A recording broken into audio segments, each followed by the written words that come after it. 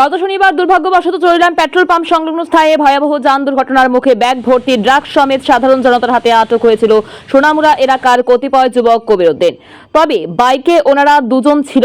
ঘটনার বেগতিক দেখে ঘটনাস্থল থেকে পালিয়ে যায় আবু তাহের, কিন্তু কবির উদ্দিনকে আটকে ফেলে উপস্থিত জনতা। তাদের বাইকে থাকা ব্যাগ থেকে মোট 81 প্যাকেট হেরোইন উদ্ধার করা হয়। পরবর্তীতে পুলিশ খবর পেয়ে ঘটনাস্থলে ছুটে যায় এবং কুখ্যাত মাদক কারবারি কবির উদ্দিনকে গ্রেফতার করে থানায় নিয়ে আসে।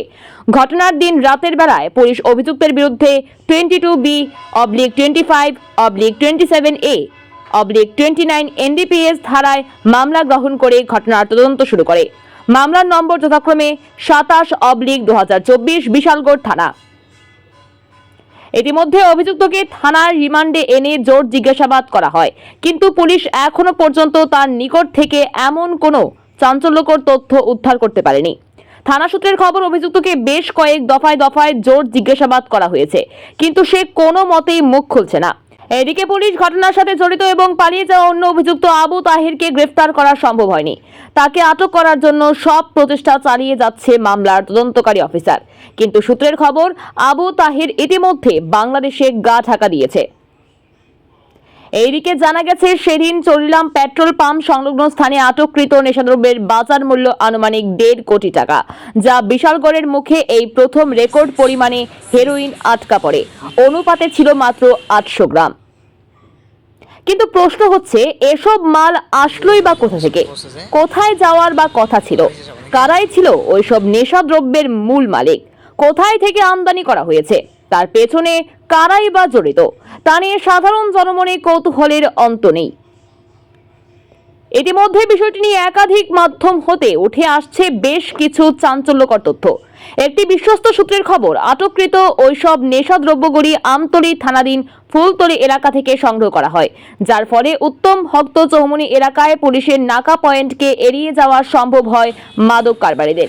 এবং সেদিন বিশাল পরিমাণ মাদকদ্রব্য নিয়ে নাকা পয়েন্টকে এড়িয়ে অন্য রাস্তা হয়ে সামনের দিকে এগিয়ে যায়। এছাড়া জানা গেছে, যুবকদের নিকট 2টি ব্যাগে প্রায় 150 প্যাকেট হেরোইন মজুদ ছিল।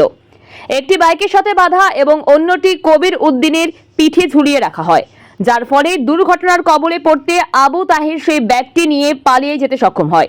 সেটিতে ছিল মোট 50টি প্যাকেট এবং অন্য শোকেসটি বাইকের সাথে বাঁধা থাকায় তা নেওয়া সম্ভব হয়নি।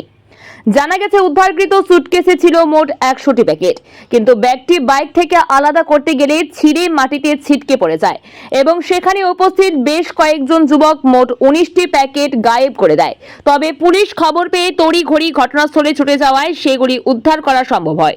অন্যথায় উদ্ধার করা হেরোইনের প্যাকেটের সংখ্যা আরও কমে যাবার সম্ভাবনা ছিল অধিক। এছাড়াও সূত্রটির দাবি, বর্তমানে ড্রাগস বাণিজ্যের রাজধানী বলা হয় আমতলী ফুলতলী এলাকা। প্রতি মাসে কয়েক হাজার হাজার ড্রাগস ইয়াবা ট্যাবলেট ওইসব এলাকায় পৌঁছে। আবার প্রতিদিন সেই এলাকা থেকে বেরিয়ে যাচ্ছে কোটি কোটি টাকা মূল্যের ওইসব নেশাদ্রব্য। তা ক্রয় বিক্রয়ে গড়ে উঠেছে একাধিক গোষ্ঠী, যা মূলত স্বরাষ্ট্র দপ্তরের নজরের বাইরে। কুম্ভনিদ্রায় স্থানীয় police, IB, DIB, intelligent bureau এবং রাজ্যের ক্রাইম শাখা। এছাড়াও সূত্রটির দাবি, আটককৃত নেশাদ্রব্যগুলি ফুলতলীর কোনো এক গোপন আস্তানা থেকে সংগ্রহ করা হয়। তার মূল মাস্টার মাইন্ড হলো সেখানকার স্থানীয় বেশ কয়েকজন যুবক। এই গোষ্ঠীর সাথে বিশালগড় নোয়াপাড়া এলাকায় একাধিক যুবক ও জড়িত রয়েছে। তাদের হাত থেকে প্রতি মাসে হাজার হাজার প্যাকেট হেরোইন রাজ্যে আমদানি ও রপ্তানি হচ্ছে। এছাড়াও জানা গেছে, সেদিন বাইকটির সামনে একটি উড়া কোম্পানির সাদা রঙের গাড়ি নিয়ে তাদেরকে গার্ড করে নিয়ে যাচ্ছিল বিশালগড় নোয়াপাড়া এলাকার কতিপয় 2 যুবক। কিন্তু দুর্ঘটনা ঘটতে ঘটনাস্থলে এলাকার জনতার ভিড় জমে যায়, যার ফলে তাদেরকে আর উদ্ধার করা সম্ভব হয়নি। এবং দুর্ঘটনার সময় বেশ কিছুক্ষণ সময় ধরে ঘটনাস্থলের আশপাশে অবস্থান করছিল আলিশান গাড়ি নিয়ে বিশালগড়ের 2 যুবক।